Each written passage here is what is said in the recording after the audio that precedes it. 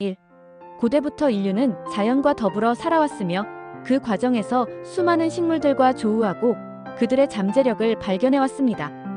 그 중에서도 대마는 단순히 식량을 얻거나 약으로 활용되는 수준을 넘어 인류의 정신세계와 문화, 그리고 종교에 깊이 스며들어 특별한 존재로 자리매김했습니다.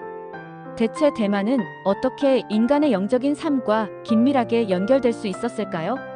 지금부터 인류 문명 속에 새겨진 대마의 오랜 발자취를 따라가며 그 흥미로운 이야기를 파헤쳐 보겠습니다. 인류는 아주 오랜 옛날, 어쩌면 우연에 가까운 방식으로 식물의 잎과 열매, 꽃봉오리 등을 씹거나 먹으면서 대마를 처음으로 접하게 되었을 것입니다. 그 당시 사람들은 대마를 섭취하면서 자신도 모르게 황홀한 행복감, 강력한 도취감, 그리고 때로는 신비로운 환각까지 경험하게 됩니다.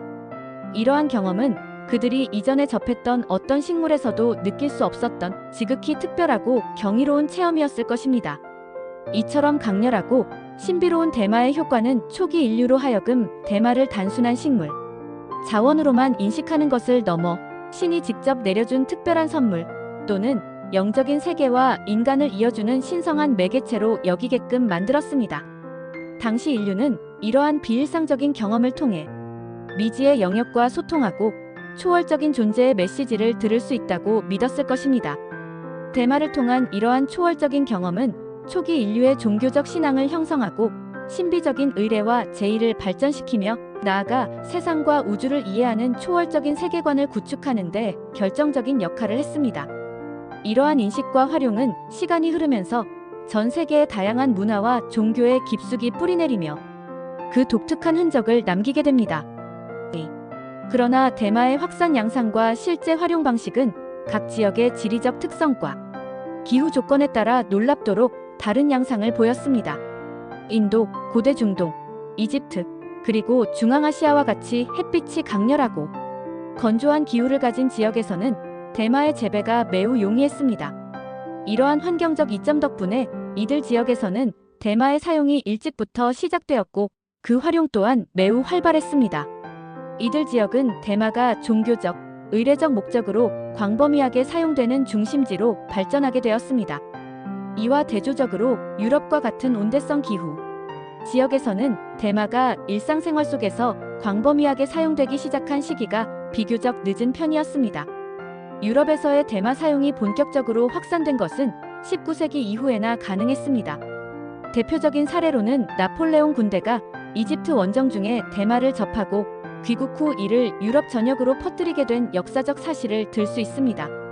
결론적으로 각 지역의 기후적 특성과 그에 따른 문화적 조건이 대마의 종교적이고 의례적인 활용 방식에 지대한 영향을 미쳤음을 명확히 알 수 있습니다.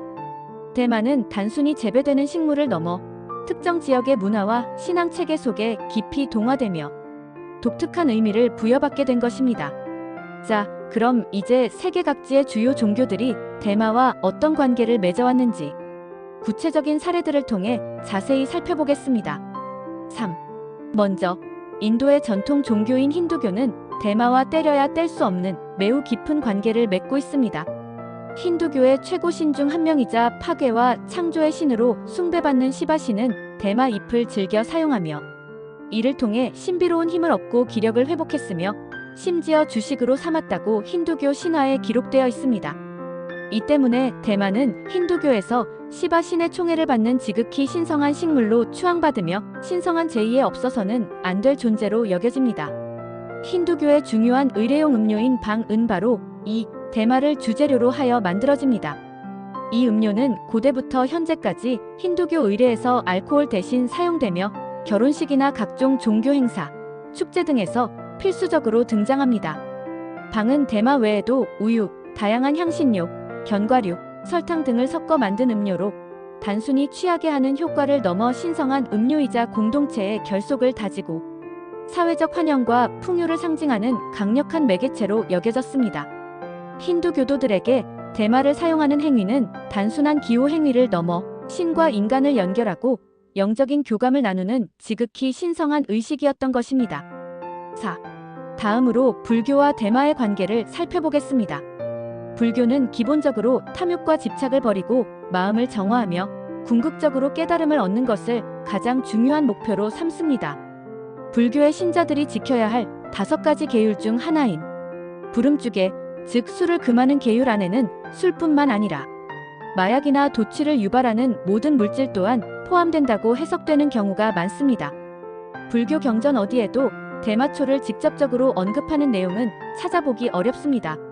하지만 불교 전통에서는 의식적인 명료함을 방해하고 번뇌를 증폭시킬 수 있는 도취 상태를 엄격하게 경계합니다.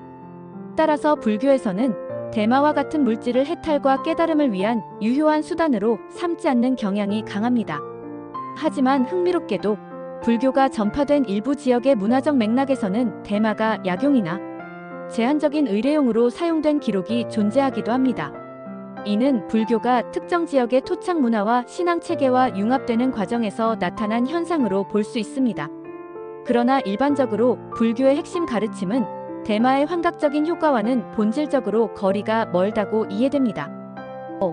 중국은 대마 사용 역사가 전 세계에서 가장 오래된 나라 중 하나로 손꼽힙니다. 고고학적 증거에 따르면 기원전 6000년 전부터 이미 대마 씨앗을 식용으로 섭취했으며 기원전 2700년경에는 의학적인 목적으로 약재로 활용되었다는 기록이 남아 있습니다. 특히 중국의 독자적인 사상 체계인 도교는 대마와 매우 특별한 관계를 맺어왔습니다. 도교의 수행자인 도사들은 대마를 사용하여 신비로운 예지력을 얻거나 미래를 점치는 행위에 활용했다고 전해집니다. 이는 대마가 영적인 통찰을 얻는데 도움을 주거나 신선 세계와 소통하는 매개체로 인식되었음을 의미합니다. 도교는 불교와 달리 대마가 지닌 신비적인 효과를 긍정적으로 수용하고 활용한 흔적이 많습니다. 신선이 되어 불멸을 추구하는 도교의 사상 속에서 대마는 단순히 약초를 넘어 영적인 수행의 도구이자 초월적인 경지에 이르는데 도움을 주는 신성한 물질로 인식되었던 것으로 보입니다. 6. 일본의 전통적인 민족 신앙인 신토에서도 대마는 지극히 신성하게 여겨져 다양한 의례에 사용되었습니다. 대마 섬유로 정성껏 만든 사제복, 신성한 공간을 구분하는 데 사용되는 줄인 시메나와 그리고 각종 신사에서 볼 수 있는 장식품 등은 모두 신을 맞이하고 부정을 막는 중요한 도구로 인식되었습니다. 또한 악령을 쫓아내고 정화하는 의식에서는 대마 잎을 태워 연기를 피우는 행위도 행해졌습니다. 신토의 중요한 재래 의식, 결혼식, 그리고 여행의 안전을 기원하는 의례 등에서 대마는 없어서는 안 될 필수적인 요소였습니다. 대마는 순수함과 신성함을 상징하며 신과의 소통을 돕는 매개체로 여겨졌습니다. 그러나 제2차 세계대전 이후 일본이 미국의 점령하에 놓이면서 미국의 대마 금지 정책에 강력한 영향을 받게 되었고 이로 인해 일본 내에서의 대마 사용은 급격하게 제한되었습니다. 현재는 신토의 일부 전통적인 의례에서만 그 옛 모습의 일부를 유지하고 있을 뿐입니다. 7. 고대 페르시아의 종교인 조로아스터교에는 하우마라는 신비로운 신성 음료가 존재했는데 일부 학자들은 이 하우마가 바로 대마와 관련이 깊다고 주장합니다. 하우마는 우유와 대마를 섞어 만든 음료로 신성한 의례에 사용되었으며 강력한 치유 효과를 지니고 있다고 여겨졌습니다. 하우마는 조로아스터교의 경전인 아베스타에도 여러 차례 언급되며 신성한 음료이자 영적인 통찰을 주는 물질로 묘사됩니다. 시간이 흐르면서 하우마의 정확한 제조법은 잊혀지거나 변화하여 점차 마황과 같은 다른 식물이 그 자리를 대신하게 되었습니다. 하지만 하우마는 여전히 조로아스터교 전통에서 신비하고 영적인 의미를 지닌 음료로 남아있습니다. 이는 대마가 고대 이란 문명에서도 영적인 차원과 연결되는 중요한 역할을 했음을 강력하게 시사하는 증거입니다.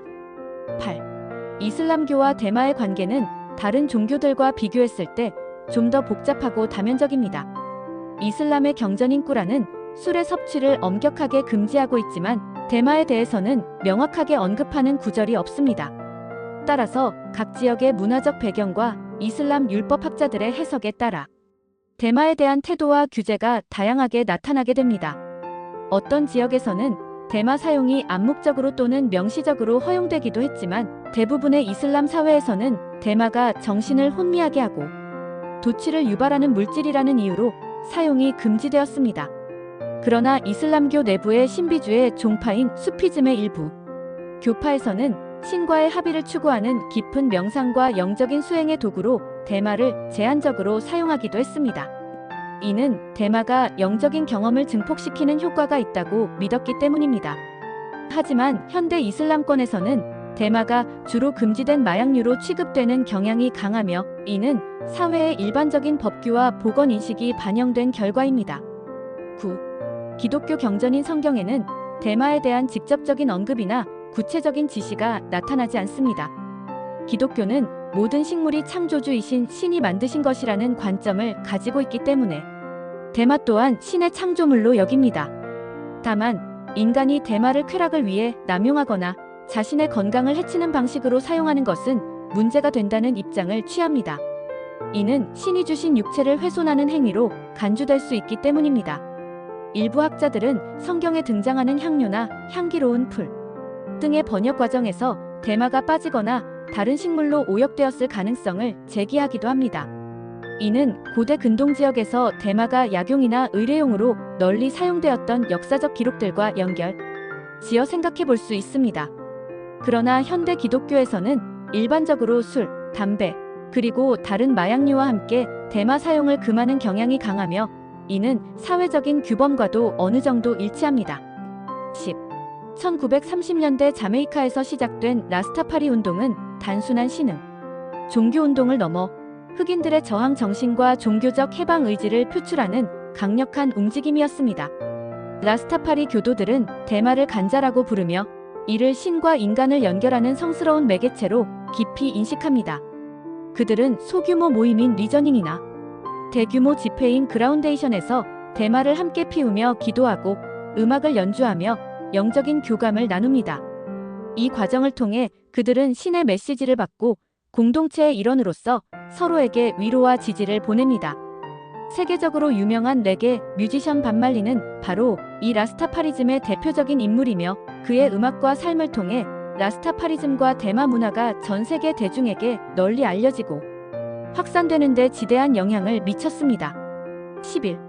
아프리카 대륙의 다양한 토착 종교들에서도 고대부터 대마는 매우 광범위하게 사용되어 왔습니다. 아프리카의 여러 부족 사회에서 대마는 종교 의식의 중요한 요소이자 질병을 치료하는 약재, 미래를 예언하는 도구, 그리고 상처받은 마음을 치유하는 수단 등 다방면에 걸쳐 활용되었습니다. 대마는 단순한 약재의 의미를 넘어 삶의 고통과 상처를 치유하고 공동체 내부의 평화와 우정을 상징하는 지극히 신성한 풀로 여겨졌습니다. 오늘날까지도 아프리카의 일부 지역에서는 여전히 전통적인 종교적 의례에 대마가 사용되는 모습을 찾아볼 수 있습니다. 이는 대마가 아프리카 사람들의 삶과 영적인 세계에 얼마나 깊숙이 자리 잡고 있는지를 여실히 보여주는 증거입니다. 이처럼 대마는 인류의 유구한 역사와 함께하며 다양한 문화권과 종교 속에서 끊임없이 변모하고 재해석되어 왔습니다. 고대 인류에게 대마는 단순히 식물 자원을 넘어 신이 직접 내려준 선물이었고 미지의 세계로 통하는 영적인 통로였으며 공동체의 결속을 다지고 풍요를 기원하는 중요한 매개체였습니다. 물론 현대 사회에서는 대마의 사용에 대한 의료적, 법적, 윤리적 논란이 끊이지 않고 있습니다. 하지만 과거 인류가 대마를 어떻게 이해하고 활용해왔는지를 폭넓게 탐구하는 것은 인간과 자연의 관계, 그리고 종교와 문화의 복잡하고도 흥미로운 연결고리를 이해하는 데 중요한 통찰을 제공할 것입니다. 대마는 단순한 식물 그 이상으로 인류 정신 문화의 한 페이지를 장식해온 특별한 존재입니다. 구독과 좋아요, 알림 설정 부탁드립니다. 감사합니다.